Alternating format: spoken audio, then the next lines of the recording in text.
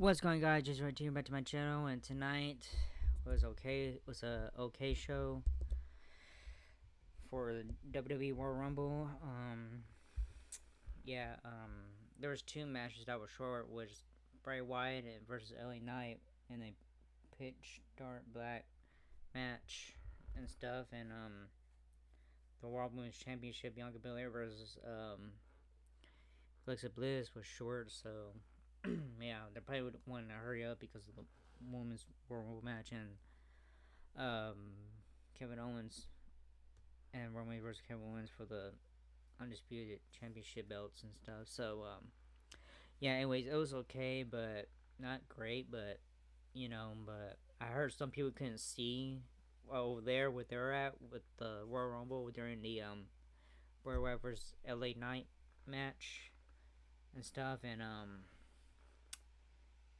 yeah, I think I was there, but I watched it on TV here, as you can see in my home. But anyways, yeah, it was kind of hurt my eye. It was all neon and stuff because I'm pretty sure it was Vince McMahon's idea, not Triple H's idea. So yeah, everybody knows that. So how much of a prick Vince McMahon is. So that shows you how to look at it and stuff. So yeah. Anyways, what an asshole he is. Um, yeah, but man, this I don't know, but it was okay. At least Cody Rhodes came back and stuff. So yeah, it was only 5 matches tonight in the Royal Rumble match, so there was no pre-show kickoff matches as always. But anyways, forget all that. Let's start with the 2003 men's Royal Rumble match. It was kind of long too. Anyways, Intercontinental Champion Gunther and Sheamus drew numbers 1 and 2 respectively. The ring started to fill up with Kofi Kingston, number 4, and Gargano, number 5, joining the fray without any eliminations. Gargano and Sheamus teamed up to kick The Miz, number 3, out of the ring.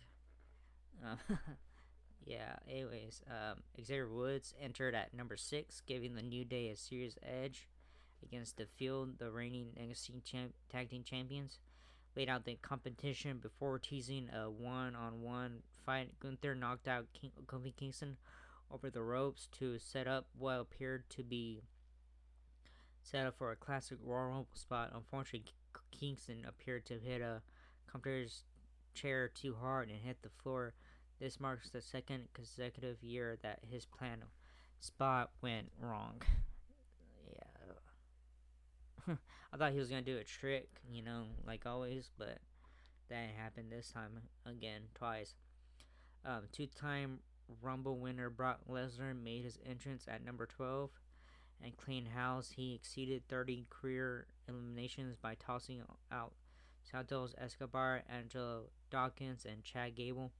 Bobby Lashley, number 13, entered the fray next and floored Lesnar with a spear before eliminating him. An outraged Lesnar destroyed the announcer's table. Lesnar gave the furniture a break and took his remaining frustrations out on Baron Corbin, number 14, delivering an F5 to JBL's protege ringside. The former UFC champion tossed a referee over ringside before finally exiting the area. Seth Rollins entered at the halfway mark. Rollins immediately eliminated Corbin, who had only just recovered from Lesnar's rampage, and out-maneuvered Lashley for a second elimination of the night. Rey Mysterio's music hit at number 17, but he never appeared. The cause of his absence was eluded. Hope I said that right. To when his estranged son Dominic Mysterio. Oh my god, I can't stand him at all. Hook is better in AEW, so yeah. Entered at number 18 wearing his father's mask. Piece of shit. Anyways, the evening's first surprise entrant was revealed at number 21 when former World Heavyweight and WCW champion Booker T arrived to a big cheer from the crowd. Booker T dropped Finn Balor with the bookend before hitting his trademark spinneroonie. He was promptly tossed out of the ring by Gunther. Afterwards, Damian Priest, number 22, joined the mix, giving Judgment Day dominance over their opponents. All three members of Judgment Day, Mysterio, Balor, and Priest, systematically laid out the remaining superstars. Gunther, McIntyre, Sheamus, and Rollins. Edge's arrival at number 24 sparked a huge reaction from the audience. Edge had not been seen since Judgment Day laid him out at Extreme Rules in September.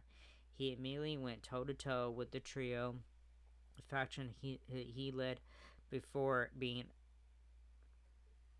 usurped by Balor. Edge eliminated Balor and Priest before trying to do the same to Mysterio. Balor and Priest saved their Judgment Day teammate and dragged Edge over the ropes. A brawl broke out between Edge, Balor, and Priest on the rampway.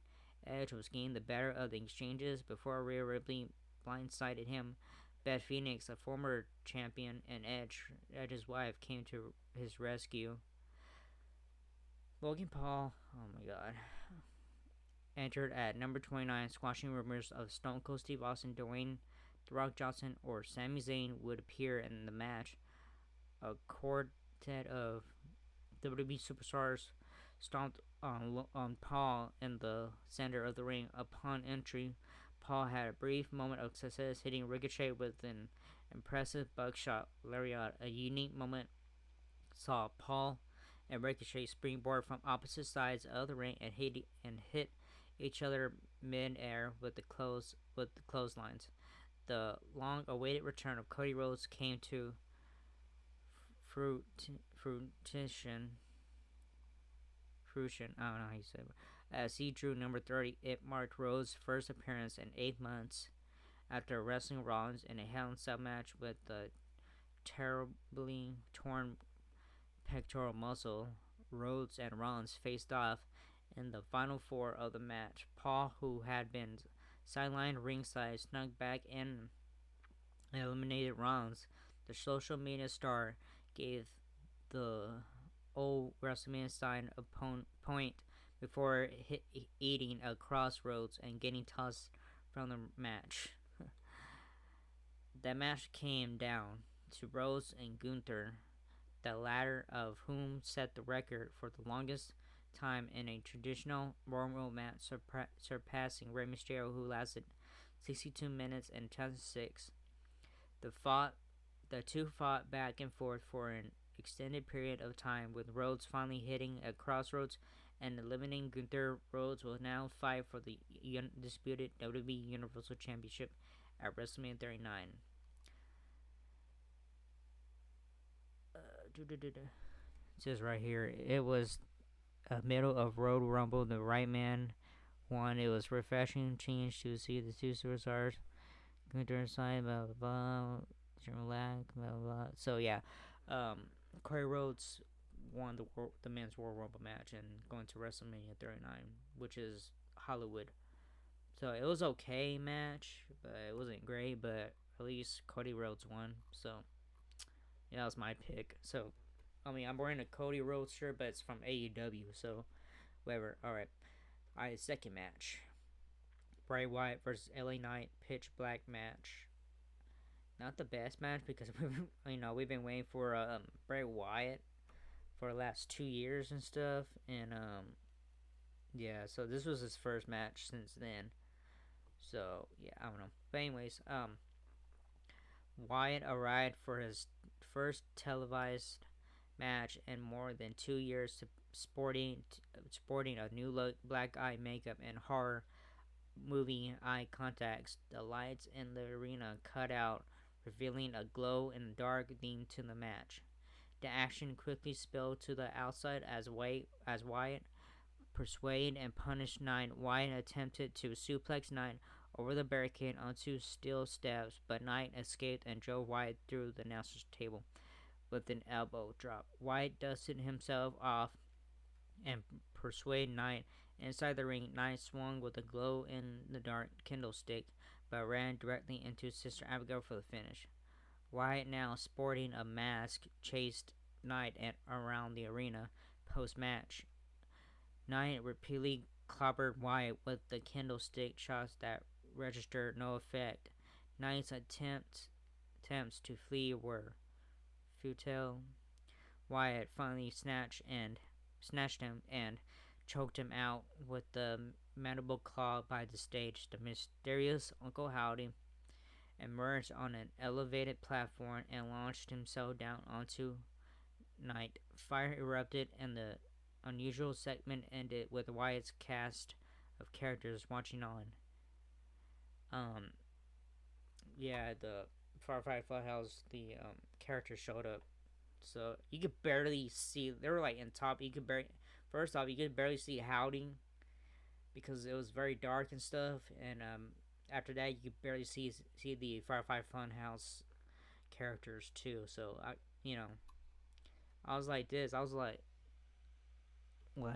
this. I was like this. I was like I can't. I mean, I was kind of hurting my eyes, the neon. So like when they did the red for the Fiend, when Bray Wyatt was the Fiend, I was like, damn, my eye hurts. Like I feel like I was getting a headache and stuff. And yeah, my eyes were hurting too. So everybody was wearing neon during this match because of the Mountain Dew stuff. So yeah, all right, the third match. It was okay, but yeah, Raw Women's Championship, Bianca Belair versus Alexa Bliss for the Raw Women's Championship. All right, this is their match, guys. We're almost finished. Belair and Bliss fought a competitive back and forth match for the entirety of the contest. The rivals had a good read on each other, with Bliss countering Belair's flashy standing moonsault, a move Belair managed to land cleanly on a second attempt. The match came to an end when Belair blocked Bliss' sister Abigail and used the momentum to plant the challenger with the KOD. A cryptic Uncle Howdy promo taunted Bliss, who used to be aligned, how you want to say it, aligned with the Fiend Bray Wyatt. Post-match, Howdy repeatedly asked Bliss, "Do you feel in charge?" It was okay. This match is, I don't know, but yeah, yeah, it was okay. Yeah, I don't know, it was okay. All right, we're gonna get to the Women's Royal Rumble match, which is the fourth match. So yeah. All right, so here we go. Rhea Ripley wearing her runes after being speared by Beth Phoenix during the men's Rumble match drew the number one spot. Liv Morgan entered at number 2 after demanding to start the Rumble. Yeah, I remember because Liv Morgan was supposed to start the match on number 1, but instead it was Rhea Ripley. So yeah, Bayley entered at number 6 after a rather pedestrian effort between the other participants. Women's Tag Team Champions Dakota Kai, Io Sky entered the fray at number 9 and number 10, respectively, to give Damage Control a huge edge in the match. Natalya, number 11, made her first appearance in months. A beeline for Shayna Baszler, a vindictive, Becky Lynch joined the match at number 15. She immediately took out Kai and Sky ringside before stomping a mud hole in Bayley. Lynch was tossed out through the middle rope, avoiding elimination, and laid out ringside by Damage Control. Asuka received one of the evening's loudest pops when she entered at number 17. She salted to the ring wearing a mask that completely covered her face, and slowly removed the mask to reveal intimidating clown-like face paint and count lenses. The aesthetic is a nod to a dominant and posing character she portrayed in Japan prior to joining WWE. Lynch made her way back into the match and tossed out both Kai and Sky. Bayley got revenge for her Damage Control teammate by eliminating Lynch, but Bayley was promptly tossed over the ropes by Morgan during the chaos. Chelsea Green made her long-awaited WWE return at number 20 and marked her first appearance with the promotion since being released in 2021. Alongside several other superstars, Green promptly eliminated by Ripley in a record-setting 5 seconds for a women's Rumble. Raquel Rodriguez arrived at number 2 to loud cheers from her fellow Texans. The powerhouse went toe-to-toe with Rumble frontrunner Ripley, knocking her to the mat before taking on the rest of the field. The clock struck 0 for the 25th entrant, and Michelle McCool's music played. McCool was sitting in front row with her children watching the match. McCool tore off her civilian clothes to reveal wrestling gear underneath and hopped the barricade the counter to number 30. Culminated in the arrival of Nia Jax, who was released by WWE in November 2021. Jax went through the motions of the typical monster heel spot, but was eliminated after a brief encounter with Ripley. Thank goodness because man, everybody booed her big time when she came out. Everybody booed Nia Jax, and then a couple minutes later or whatever, they finally eliminated her ass. So thank goodness she didn't win. Thank goodness. The Rumble came down to Asuka, Morgan, and Ripley. All three women found themselves fighting on the ring apron with the threat of elimination looming. Asuka blinded Morgan with Miss, and Ripley eliminated Asuka. Morgan was a sitting duck but managed to connect with Ripley. The Judgment Day member was dangling from the ropes for dear life. The closing sequence saw Ripley snatch Morgan's head and flip her onto the floor. Ripley and Morgan had beaten the record for longest time in a women's Royal Rumble match, but the record will officially go to Ripley following Morgan's elimination. A handful. Some NXT wrestlers showed up, who was NXT Women's Champion Roxanne Perez and Indy whatever Hartwell, as well as Piper Niven, formerly known as Doudrop. So yeah. Oh yeah, after we finish this, I'll show you the names and stuff for the Royal Rumble. Alright, so excuse me.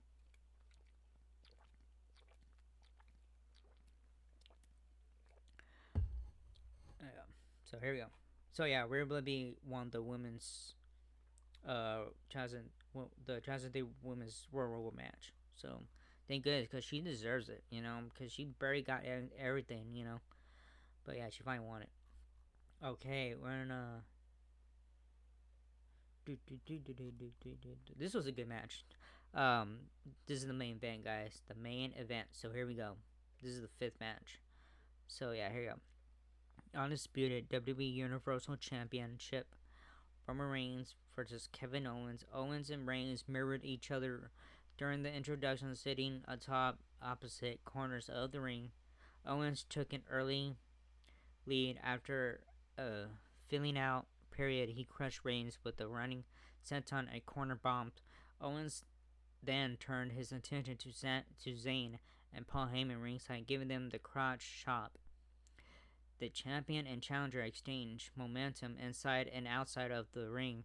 Zayn's alliance with Reigns and estranged friendship with Owens played a role in the match, much like it has throughout this feud. Zayn was seen celebrating a near fall for Reigns and lamenting a near fall for Owens. The commentators debated if his enthusiasm was for Reigns' near victory or Owens' survival, and vice versa. Owens continued to benefit from his indomitable spirit, kicking out of both with both a Superman punch and spear from the undisputed champion. Owens marked Reigns for a stunner, but Reigns shoved Owens into the referee. I hate when that happens in matches, like a lot. Followed up with the pop-up powerbomb that would have guaranteed him the victory had the referee not be conceded. Reigns floored Owens with a love blow and urged Zayn to receive a steel chair. Zayn protested the request, reminding Reigns that he was ordered by the champion to not interfere. Reigns doubled down and Zayn ran to retrieve it. Zayn was hesitant before giving Reigns the chair. The delay was long enough for Owens to recover, land a stunner, and come within an inch of becoming champion. Reigns bounced back with another spear that sent Owens to the outside. Owens crawled out to his former best friend ringside. Zayn pleaded with Owens to stay down and take the loss. Reigns interrupted their moment, spearing Owens through the barricade. The champion continued to brutalize the challenger, repeatedly slamming Owens into the steel steps while staring daggers through Zayn. The vicious assault appeared to be a stern message to Zayn. Reigns launched through Owens with one last spear and scored the pinfall, while glaring at Zayn. Post-match, Jey Uso attempted to present Zayn with a ceremonial induction into the bloodline. Reigns interrupted the crowning and ordered the Usos to attack Owens. Reigns, with the wide smile, draped his arm around Zayn's shoulder as Owens was further punished by the Usos and Solo Sikoa. Zayn was visibly concerned for Owens. As Heyman handed Reigns handcuffs, the Usos repeatedly struck a defenseless Owens with super kicks until he appeared unconscious. Reigns attempted to finish the job with the chair to Owens' face, but Zayn intervened. Zayn insisted that enough was enough and further damage was unnecessary. Reigns handed the steel chair to Zayn and demanded that he deliver the final blow. Zayn's hesitancy, drew the ire of Reigns, who repeatedly shoved Zayn in the face. Zayn ultimately made his choice and struck Reigns with the chair. Jey Uso, the bloodline member who formed the deepest bond with Zayn, yelled at him. Jimmy Uso superkicked Zayn, and Sikoa delivered a Samoan spike to the honorary Uso. Jey Uso, conflicted by his family's actions, walked away in tears. Reigns accused Zayn of breaking up his family and laid into Zayn with nearly a dozen chair shots. There was so much to dig into that match. Zayn's alliance to the Bloodline appeared to be genuine, but Reigns finally punished Zayn too far. The brightest moment of the segment was certainly Jey Uso's walkout. Reigns and Uso had feuded in the World title early into Reigns' heel run, savaged by beginning Bloodline this very moment. Jey Uso walked out on the Bloodline after being reminded of Reigns' true nature. So yeah, Roman Reigns defeated Kevin Owens to retain the undisputed Universal Championship. Grade A+. So yeah, this was a good match, but man, the ending, holy shit.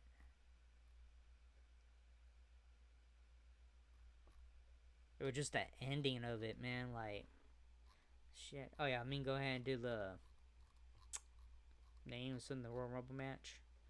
Alright, the men's.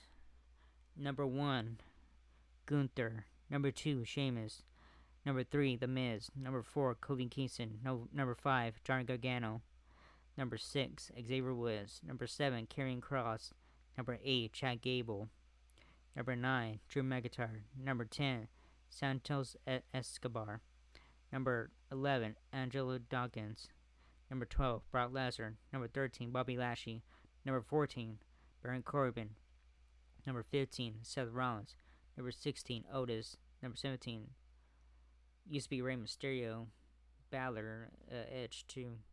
It was supposed to be Rey Mysterio at number 17, but instead it went to Dominic Mysterio, who was number 18. Number 19, Elias. Number 20, Finn Balor. Number 21, Booker T. Number 22, Damian Priest. Number 23, Montez Ford. Number 24, Edge. Number 25, Austin Theory. Number 26, Omos. Number 27, Braun Strowman. Number 28, Ricochet. Number 29, Logan Paul. And number 30, Cody Rhodes. Never entered Rey Mysterio. So yeah, Rey Mysterio never entered the match. Alright, the women's match. 2023 Royal Rumble match. Women's. Alright, number 1, Rhea Ripley. Number 2, Liv Morgan. Number 3, Dana Brooke. Number 4, Emma. Number 5, Shayna Baszler.